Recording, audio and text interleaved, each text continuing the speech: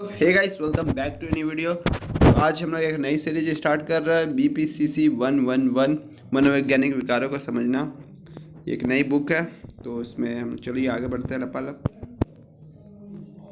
इसमें total 12 unit है।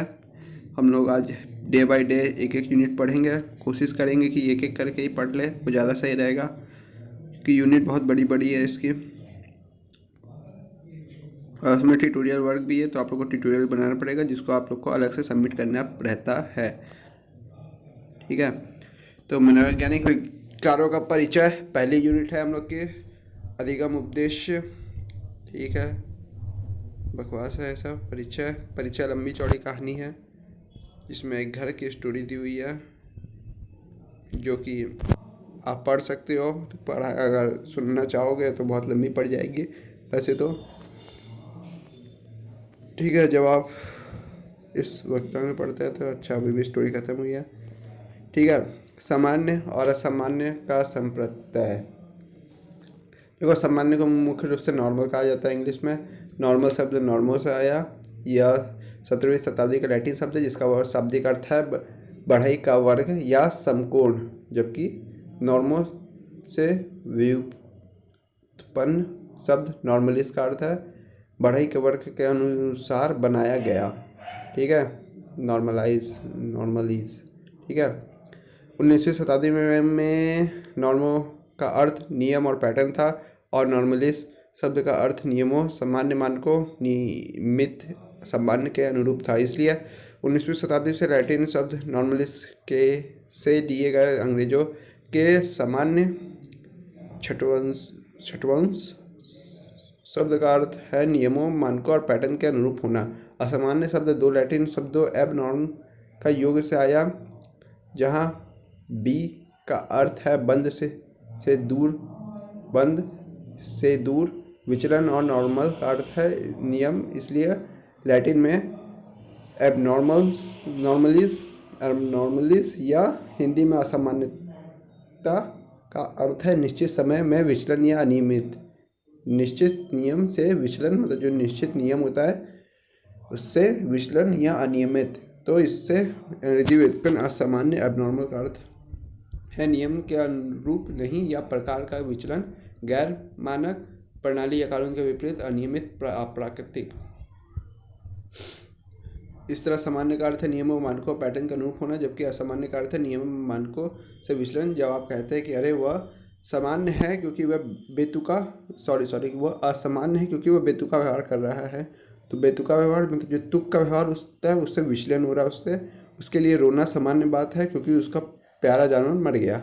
इस नियमों को और मानकों में कौन सा निर्धारित करता है, ये बात बहुत इंपॉर्टेंट है। यही चीज़ों को मैंने जानना है कि कौन से नियम और कौन से मानकों को निर्धारित कौन किया जा रहा है। यह समूह, समुदाय और समाज के सदस्यों के रूप में व्यक्ति है जो सभी सदस्यों द्वारा पालन किए जाने वाले नियमों का मानक के रूप में निर्धारित करते हैं कि क्या नियम होता है और क्या करना चाहिए, सही और क्या गलत।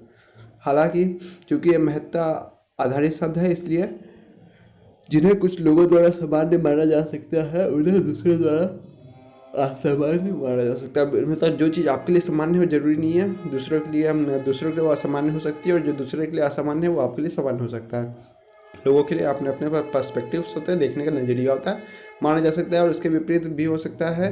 यह इसलिए और भी अधिक चुनौतीपूर्ण हो जाता है क्योंकि असामान्य मनोविज्ञान क्षेत्र की मात्र विषय वस्तु ही नहीं बल्कि इसका नामकरण तक सामान्यता और समानता के बीच स्पष्ट अंतर पर निर्भर नहीं करता है। विशेषज्ञ इस पर सहमत है कि महत्ताओं के ढांचे के बिना असामान्य व्यवहार पर चर्चा करना लगभग असंभव है। इसलिए यह सुझाव दिया जाता है कि सामान्यता और असामान्यता को परिभाषित करते समय महत्ताओं और सुस्पष्ट रूप से सामने रखा जाना चाहिए। आइए हम निम्नलिखित खंड में विभिन्न विशेषज्ञों की परिभाषा के अनुसार समानता और असमानता के संप्रत्यय को विचार करता है। समानता मापदंड। तो सेल्टर जे ओर्चिन ने समानता के अपने विचारों को मनोविज्ञान, नवविज्ञान, समाजशास्त्र और मनोचिकित्सा जैसे अध्ययनों के विभिन्न क्षेत्रों में सामान्यता के विभिन्न अर्थों पर ऑफर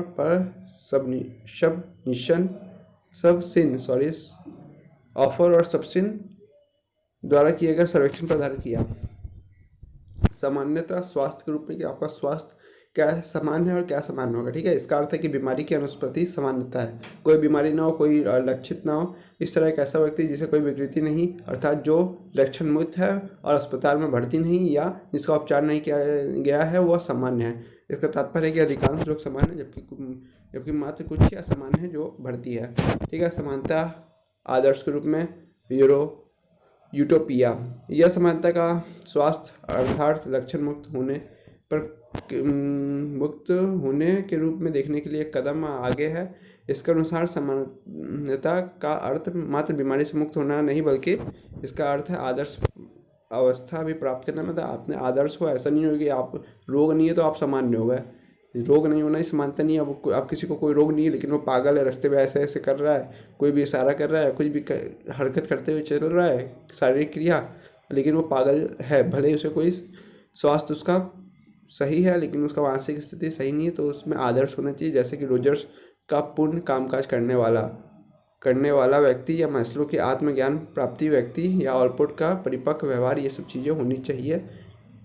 यूटोपिया का अर्थ ऐसा कल्पित स्थान या चीज़ों की ऐसी अवस्था है जिसमें सब कुछ परिपूर्ण या आदर्श हो। ठीक है, सामान्यता औसत के रूप में, मतलब बाकी कहानी अगर उसमें पढ़नी हो तो आप लोग बुक में से पढ़ लेना। सामान्यता औसत के रूप में, ठीक है, प्रकृति संबंधित गुण या विशेषता को दुनिया में इस तरह सभी विकसित करती है और उस विशेषता के प्रतिनिधित्व करने वाले अधिकांश मामलों में इसके समकक्ष मान होते हैं, जबकि मात्र कुछ मामलों में चरम मान होता है। यदि इन मानों के आधार पर माध्य या औसत की गणना की जाती है तो अधिकांश मामले माध्य के इर्द गिर्द समूहबद्ध होते हैं, जबकि चरण मान वाले मामले माध्य या औसत से दूर होता है। समानता औसत के रूप में, मतलब क्या औसत समानता होती है? जरूरी नहीं कि सब लोग 100% हो, लेकिन एक औसत समानता होती है जहाँ लोग हमेशा उतनी चीज़ें करते हैं। दूसरे के दुख में कैसे रिलेट करना है, दूसरे को सुख में कैसे करना है, तो उसी चीज़ को एक समानता और माध्य के रूप में दिखाया गया है। जैसे IQ के नीचे कितनी समानता होनी चाहिए, कितना कॉमन सेंस होना चाहिए। समानता सामाजिक रूप में स्वीकार्य के रूप में, सामाजिक मानदंड सामान्यता निर्धारित करते हैं। ठीक है, दूसरे लोग क्या उसको मानते हैं, पूरी सामाजिक और सोशलाइज चीज़ क्या मानती है, इस चीज़ों को किस टाइप से लोगों को उस पर एक्शन करना चाहिए, कैसे रिएक्शन देना चाहिए किसी भी एक्शन पे। तो इन सब चीज़ों का मेन होता है कि आज भी तुम जैसे ओवर रिएक्टिंग कर रहे हो या ओवर एक्टिंग कर रहे हो। ठीक है, सामाजिक मानदंड की पुष्टि करने वाला व्यवहार सामान्य है। इसका तात्पर्य यह है कि हमें ना तो समानता की सार्वभौमिक परिभाषा की अपेक्षा करनी चाहिए, न ही इसके स्वीकार करना चाहिए। इसके बजाय समानता सामाजिक रूप से निर्देशित संप्रत्यय है। राल्फ लिटन के अनुसार पूर्व समानता की परीक्षण व्यक्ति की वास्तविकता उसी तरह को समझने की क्षमता है जैसे कि उसने समाज द्वारा समझा जा सकता है, ताकि वह इस वास्तविकता के संदर्भ में कार्य कर सके और उसकी विकासात्मक अवधि के दौरान उसमें समाज द्वारा हुए प्रभावी ढंग से गढ़ा जा सके। ठीक है, इसमें बहुत लंबी चौड़ी कहानी नहीं है क्योंकि समाज बहुत लंबा होता है, सबके अपने अपने एरिया वाइज होता है, कुछ कल्चर होता है, कुछ ऐसे होता है, तो इसमें बहुत सारी समानताएं और असमानताएं होती है। समानता प्रक्रिया के रूप में, समानता की प्रक्रिया के रूप में परिभाषा इसके स्थायी रूप से परिभाषित करती है, अर्थात समय के साथ व्यक्ति जैसे जैसे विभिन्न विकासात्मक चरणों से गुजरता है उसके व्यवहार और मूल्यांकन संबंधी चरण के अनुसार किया जाता है। मान लो ऐसे 5 वर्ष का बच्चा, जैसे कि कुछ कहानी दी हम एक कहानी से आपको सुना रहे हैं। एक 5 वर्ष का अर्थ था, अगर उसके परिजन में कोई भी परिजन 5 वर्ष का बच्चा नहीं, 5 वर्ष का एक लड़का है तो वो बहुत रोएगा अगर उसका कोई परिजन का निधन हो जाए तो। लेकिन अगर वो 25 वर्ष का हो गया तो उसमें मेच्योरिटी आएगी और उसे कितनी समानताएं दिखानी है, कैसा व्यवहार करना है और कैसा व्यवहार की रखना है, उसे पता रहेगा। ऐसे नहीं वो हर चीज़ों को पकड़ रोए, बेवकूफ़ी करे कुछ। ठीक है, अब असामान्यता मानदंड, असमानता के विभिन्न मानदंडों को चिन्हित किया गया है, क्या आप हद तक कर रहे हो और क्या हद के बाहर कर रहे हो। ठीक है, तो इसी के मानदंड है जिसको व्यक्ति इन मानदंडों को जितना अधिक पूरा करता है उसके द्वारा असमानता दिखाने की संभावना उतनी ही अधिक होती है। संकट में लोगों को असमानता करता है, पागलपंती करने लग जाता है। ठीक है, तो मनोविज्ञान में संकट को मानसिक पीड़ा या मानसिक वंदना के रूप में परिभाषित किया जा सकता है। इसी तरह किसी व्यक्ति में मानसिक पीड़ा या मानसिक वेदना पैदा करने वाले कोई भी अनुभूति, संवेग और या क्रिया असमानता के संकेत दे सकती है। ठीक है। हालांकि संकट सदा असामान्यता का संकेत नहीं देता। कोई भी संकट आया तो ये असामान्यता व्यवहार, घबरा जाना, इसके अलावा असामान्यता की उपस्थिति हमेशा संकट के कारण नहीं होती। जरूरी नहीं कि कोई भी असमानता है तो संकट आ गया मतलब तभी असमानता आई है, जरूरी नहीं है। इसके लिए बहुत सारी चीज़ें होती है। इसके आगे उदाहरण दिया हुआ है जिसको आप पढ़ सकते हो। उदाहरण के लिए, यदि कोई व्यक्ति कुछ समय बाद होने वाली नौकरी के साक्षात्कार के प्रति चिंता के चलते संकट की रिपोर्ट करता है तो उसे असामान्य के रूप में चिन्हित नहीं किया जा सकता। ठीक है। तो कुछ होता है, कोई लोग चीज़ों को सही टाइम पे रिएक्शन करता है और ये चीज़ें सामान्य व्यवहार होती है। आप किसी भी चीज़ को पहली बार करते हो तो आप नर्वस और घबराए हुए रहते हो। सामाजिक असुविधा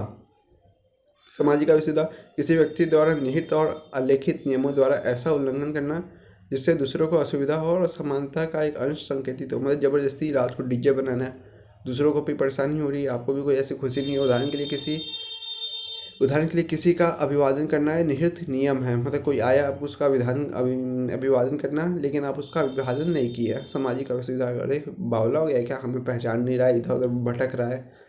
ठीक है। और लोगों को अजनबी से हाथ मिलाते समय एक असमानता हो सकती है, भाई हमसे हाथ क्यों मिला रहा है, हमें क्यों परेशान कर रहा है, हमें हाथ बराबर आके खींच के मिला रहा है।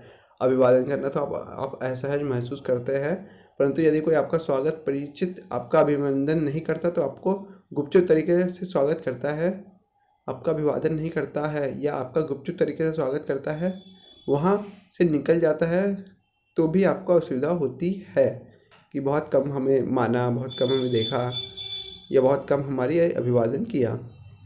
ठीक है। कुअनुकूलित बाहर, बहुत ज़्यादा गर्मी है आप और ऊपर से कोई आपका सर खाया जा रहा है, कोई आपका व्यवहार ऐसा है जो दूसरा उसको आपको परेशान किया हुआ है, तो भी आप असमानता प्रकट करते हो।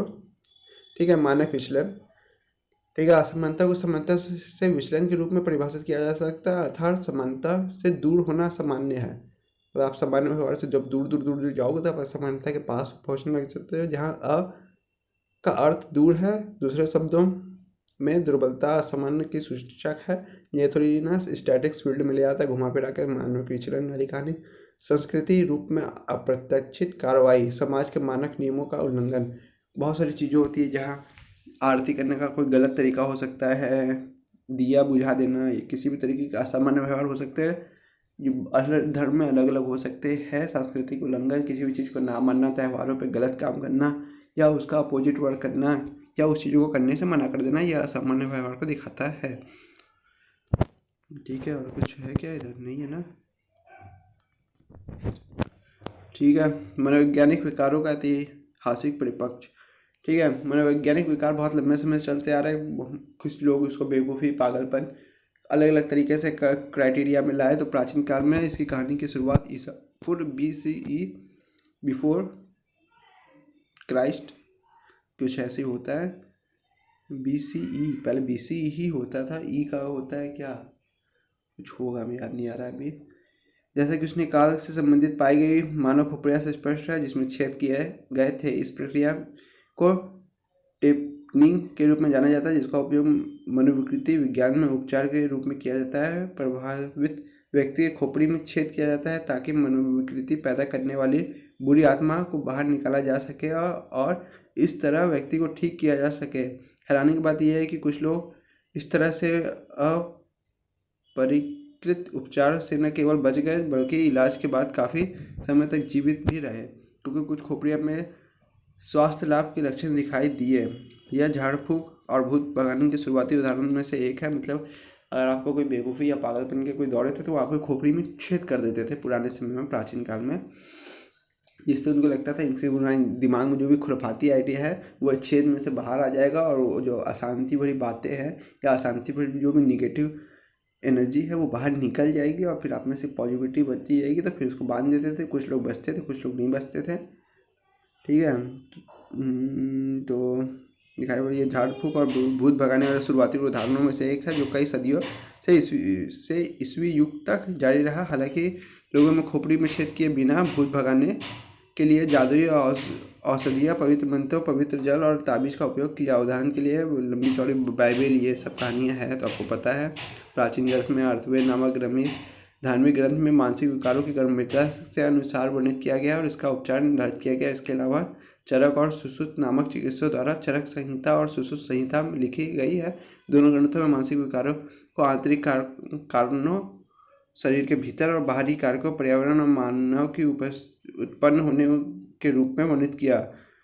ये ठीक है। तो बहुत सारी चीज़ें हुई। फिर चीनी लोगों ने अपना दिमाग लगाया, हर लोगों ने अपना अपना दिमाग लगाया। मध्य युग में एशिया और यूरोप में आत्म असमानता के पर विचार पाए गए। इस्लामी दुनिया द्वारा हालांकि ग्रीक चिकित्सा का वैज्ञानिक दृष्टिकोण अपनाया गया था और यह दृष्टिकोण बगदाद, दमिश्क और अलेप्पो जैसे मध्य पूर्व क्षेत्रों में समृद्ध हुआ, परंतु यूरोप अंधकार में डूब गया क्योंकि मानसिक उपचार के लिए वापस बुरी आत्माओं और भूत भगाने पर लौट गया। वही सर में छेद कर दे रहे थे और चिकित्सकों के राजकुमार एविसेना के मार्गदर्शन के मध्य पूर्व मानसिक रूप में बीमार लोगों के मानवीय उपचार के विपरीत यूरोप ने मानसिक रूप से बीमार लोगों से अमानवीय व्यवहार किया गया। बंद करके कूटे उन लोगों को, धड़ के। ठीक है। फिर 14 से 15वीं शताब्दी में यूरोप में प्लेग, अकाल और जागीरदारी और निर्धनता और सामूहिक पलायन के विभिन्न प्रकरणों को जन्म लिया। सामूहिक पलायन को सामूहिक सामान्य व्यवहार से चिन्हित किया जाता है, जिसमें लोगों के बड़े समूह मानते हैं कि वह शैतान, भेड़िया, चुड़ैलों के वश में थे और वो चिल्लाने, नीति करने, कूदने, अड़कने आदि के रूप में असामान्य व्यवहार करते थे। चलो ठीक है, करने दो। ठीक है। 15वीं से 18वीं शताब्दी। सौभाग्य से यूरोप में 15 से 18वीं शताब्दी के बीच में पुनर्जागरण हुआ। पुनर्जागरण का कहाँ हुआ आप लोग कमेंट करके बताइएगा। ठीक है। और इससे मानसिक विकारों की अंतर्निहित अंधविश्वासी व्यवहार को चुनौती देने वाले वैज्ञानिक स्वभाव को भेदन जरूरी प्रोत्साहन मिला। उदाहरण के लिए स्विस चिकित्सक पैरासेल्स ने सामूहिक पलायन के लिए वैज्ञानिक व्याख्या दी। उन्होंने अंधविश्वास मान्यताओं को खारिज किया और सुझाव दिया कि मानसिक रोग किसी के वंश में होने के बजाय सामूहिक पलायन के कारण थे।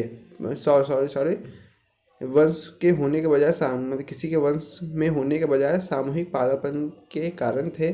जर्मन चिकित्सक जोहान वियर डायन की प्रताड़ना से बेहद परेशान थे और वो 1583 में उन्होंने 1486 में प्रकाशित डायनो के शिकार की निर्देशिका पुस्तिका मैलेफिकारन, चुड़ैल का हथौड़ा का खंडन के रूप में on the disease of the demons पुस्तिका प्रकाशित की। वियर मानसिक विकारों की विशेषता प्राप्त कुछेक चिकित्सकों में से एक थे। मानसिक बीमारी के क्षेत्र में उनके व्यापक योगदान की प्रगतिशील दृष्टिकोण के चलते उन्हें आधुनिक मनोविज्ञान के संस्थापक का खिताब मिला। मतलब एक समय ऐसा भी था जब वो लोग भी चुड़ैल उड़ैल मानते थे और बहुत सारी फिल्में भी बनी हुई हैं इन चीज़ों पे, जिसमें वो क्या बोलते हैं, चर्च के जल से मर जाती है या तेज रोशनी से, धूप की किरण से। कहानी बहुत सारी है, बहुत सारे देश में बहुत कुछ हुआ, हिस्ट्री पढ़ा दिया है पूरा इसमें, तो छोटे छोटे लोग का भी दे दिया है। ठीक है। मेन हम लोग आ गए 19वीं से 20वीं शताब्दी। हालांकि महत्वपूर्ण प्रभावशीलता के साथ स्पष्टता दौड़ रही नैतिकता प्रबंधन विभिन्न कारणों के चलते थम गया। सर्वप्रथम नैतिक प्रबंधन उन्हें प्रस्थापित करने वाले उत्तरदायियों को प्रशिक्षित करने में सुधारवादियों की विफलता, अस्पताल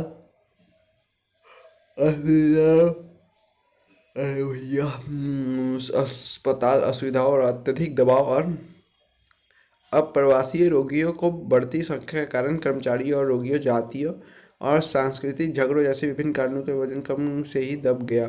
दूसरे जैव चिकित्सा विज्ञान की प्रगति से एक नए दृष्टिकोण का उदय हुआ कि सभी मानसिक विकार जैविक कारकों के परिणाम स्वरूप होते हैं और इसलिए इसका जैविक रूप से इलाज किया जाना चाहिए।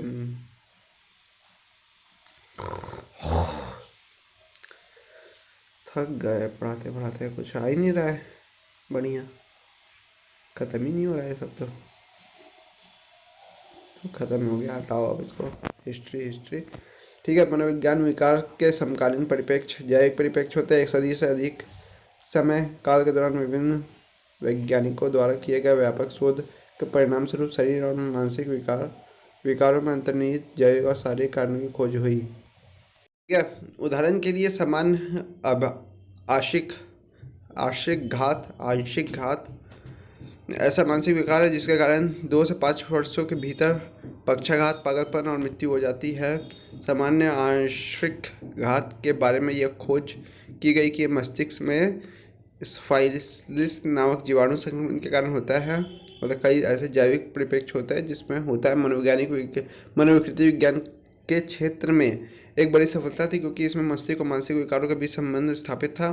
ठीक है, मतलब क्या था, मस्तिष्क मतलब दिमाग और मानसिक विकारों के बीच एक संबंध था। मतलब आपके दिमाग में जो खराबी है वो मतलब आपके जो मस्तिष्क और मानसिक विकार है वो आपके मस्तिष्क से रिलेटेड है। इससे इन दृष्टिकोणों को प्रोत्साहन मिली और अच्छा चलो भाई, अच्छे ये रिलेट करके बता रहा है, ऐसी बात नहीं खोपड़ी में छेद कर देगा, ऐसी बात नहीं है। तो इसके पीछे पूरी एक अच्छी तरीके से एजुकेशन थी जिसके पीछे एक बेस था, जिसलिए इसको बढ़ावा मिला। और सभी मानसिक विकारों को अंतर्निहित जैविक कार्यों को आधार होती है। इसमें लोबोटॉमी जैसे जैविक रूप से आधारित उपचार तकनीकों के लिए नया प्रवेश द्वार खुला जाता है। जैविक आधारों की खोज ने हालांकि इस प्रश्न को उत्तर दिया, मानसिक कहाँ भाग जाता है। ठीक है, फिर आ गया हमारे मनोवैज्ञानिक परिप्रेक्ष्य। ठीक है, मतलब सब पहले जैविक परिप्रेक्ष्य दिया गया कि जो होता है वो हमारे शरीर में अंदर ही कुछ खामियाँ और कमियाँ होती है। फिर होती है मनोवैज्ञानिक परिप्रेक्ष्य। इसके तो बचर, मेनका और हले के अनुसार मनोवैज्ञानिकों का एक समूह जब जैविक अनुसंधान पर ध्यान केंद्रित किया, उसी समय दूसरे समूह ने मानसिक विकार सॉरी हम तो सब क्या बोलते हैं वही ढक दिए थे, माइक पे ही सब हाथ रख दिए थे। उसी समय दूसरे समूह ने मानसिक विकारों के मनोवैज्ञानिक कारणों को सक्रिय रूप से अन्वेषण किया। फ्रायड ने मनोविज्ञान की परंपरा में अग्रणी कार्य किया। उन्होंने मनोभोज्य साइकोजेनी संप्रत्यय प्रतिपादित किया, अर्थात मानसिक विकार मानस या मन में उत्पन्न होते हैं। उन्होंने मनोविश्लेषण सिद्धांत विकसित करके इस संप्रत्यय को आगे बढ़ाया, जिसमें मनोविज्ञान के क्षेत्र में क्रांतिकारी बदलाव आया और इसे मनोविज्ञान के पहले बल के रूप में जाना जाता है। ठीक है, जिसमें मनुष्य को स्वास्थ्य को रोग निर्धारित होता है उन्हें आगे कहा जाता है। ठीक ठीक ठीक ठीक नैन्सी विचार परंपरा। नैन्सी शहर है फ्रांसीसी चिकित्सा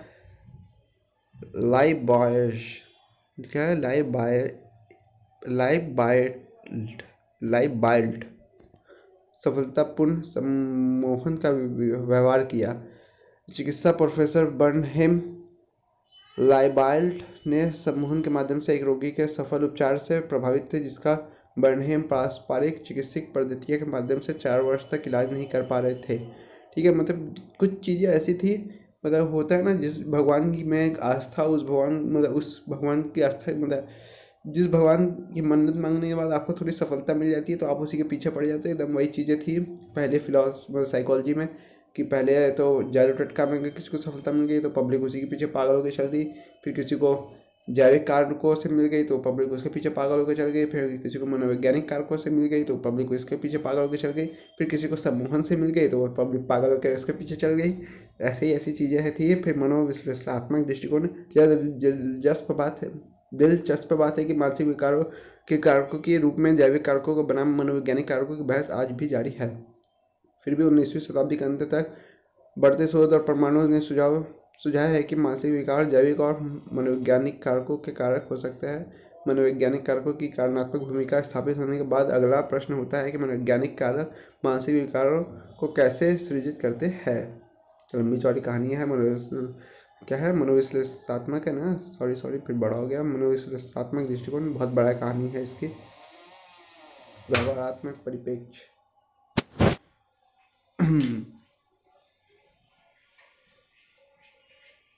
सॉरी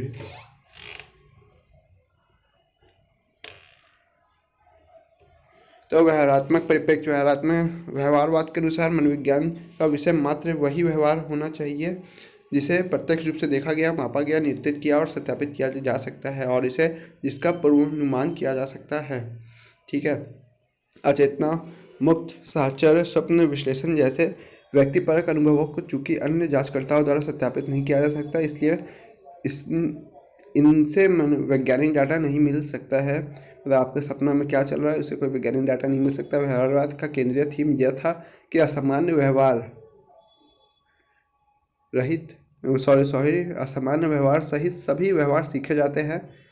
मतलब असामान्य व्यवहार जो होता है वो कभी सीखता नहीं है इंसान। पागलपन कभी कोई सीखता नहीं है। आप कभी किसी को थप्पड़ मारते हो तो ये आप कभी से सीखे नहीं होते, या कि थप्पड़ मारना तो मतलब सीखे होते हो, या किसी पे चिल्लाना, ये सब सीखे नहीं होते, ये सब देखे होते हो, देख के सीखे जाता है एक कि लोग अपना आपा कैसे खोलते हैं। इसलिए असामान्य व्यवहार को गैर सीखा साभिप्राय रूप से बुलाना किया जा सकता है और इसके स्थान पर अनुकूली व्यवहार सीखा जा सकता है। व्यवहारवाद एक बेवकूफ़ी टाइप की बहुत सारी कहानी गढ़ा है, लंबी चौड़ी बात है इसकी में।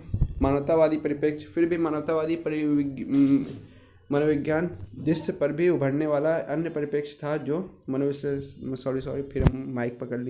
मनोविश्लेषणवाद और व्यवहारवाद के निर्धारात्मक दृष्टिकोण की प्रतिक्रिया के रूप में सामने आया था। मनोविश्लेषण के अनुसार मानव व्यवहार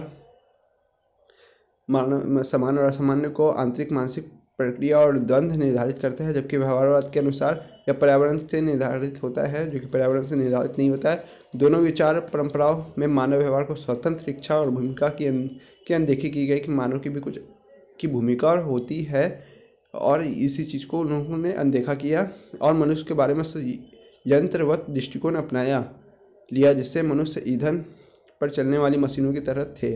मानवतावादी मनोविज्ञान तीव्र औद्योगिकरण और मशीनीकरण के परिणाम स्वरूप गैर व्यक्तिकरण के प्रति प्रतिक्रिया थी। लोग अपनी नौकरियों से स्वयं को अलग थलग महसूस करने लगे थे। मनोवैज्ञानिक प्रयोगशाला में जानवरों पर या मानव प्रकारों पर मनुष्य उनके दूर अलग रखकर अनुसंधान किया गया। मानवतावादी परिप्रेक्ष्य, अरे यार पूरी हम इसी तरह, इसीलिए इस साइड से चलाना नहीं चाहते, कभी इस साइड से पूरा ऊपर नीचे हो जाता है पेज, आदत सी हो जाती है इस साइड से चलाने की ना, इसलिए गड़बड़ हो जाता है। कहाँ गया मानवतावादी परिप्रेक्ष्य? ख़त्म होने वाला था, सब कुछ आगे पीछे हो गया। मानवतावादी परिप्रेक्ष्य तो व्यवहारवाद आ गया, अभी मानवतावादी परिप्रेक्ष्य आ गया। ठीक है, चलो आ गया, हम नई सीरीज से स्टार्ट करते हैं। मनोवैज्ञानिक विकारों का वर्गीकरण किया गया है बहुत लंबा चौड़ा, तो आइए एक बार उन्हें भी देख लेते हैं। जिनमें 2 तरीके का वर्गीकरण किया गया है, हम बता दे रहे हैं। जिसमें एक होता है DSM, कहाँ गया, बहुत सारे एक्शन काम का व्यक्तिगत होते हैं। निदान विकार की प्रकृति की पहचान, ये वर्गीकरण प्रणाली निदान।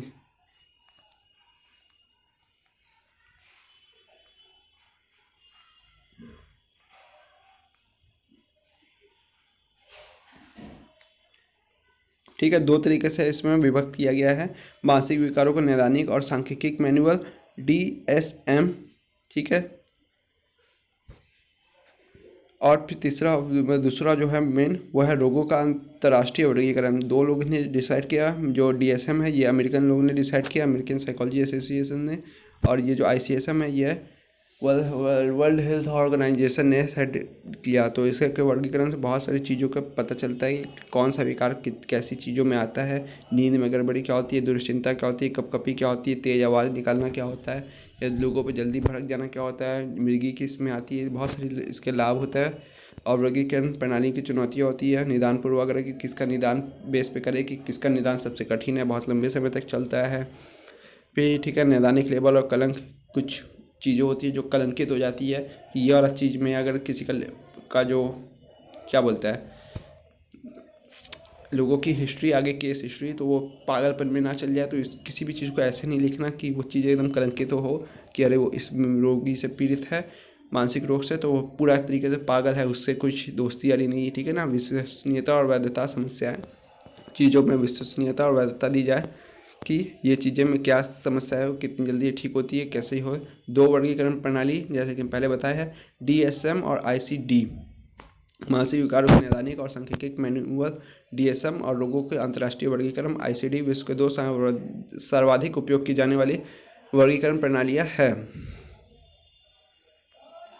ठीक है, तो इसमें दिया गया है भारत में मुख्यतः ICD का उपयोग किया जाता है। ICD वही जो इंटरनेशनल द्वारा मानी जाती है, जो क्या बोलते हैं, जो वर्ल्ड हेल्थ ऑर्गेनाइजेशन ने बनाई, हम लोग उसको मानते हैं। इसका 10वां संस्करण लॉन्च हुआ है जनवरी 2022 में। सॉरी क्या लिखा है इसमें, अपने 10वें संस्करण में है, और जनवरी 2000 की इसका 11वां संस्करण लॉन्च हुआ है। ठीक है, तो इसका सारा संस्करण दिया हुआ है 8, 5, 1, 2, 3, 4, 5, 6, 7। बाकी वर्ष कौन सा गया हम लोग का? DSM 5 का संस्करण 5वां संस्करण 2013 में लॉन्च किया गया। इससे पिछले संस्करण DSM पर तुलना। ठीक है,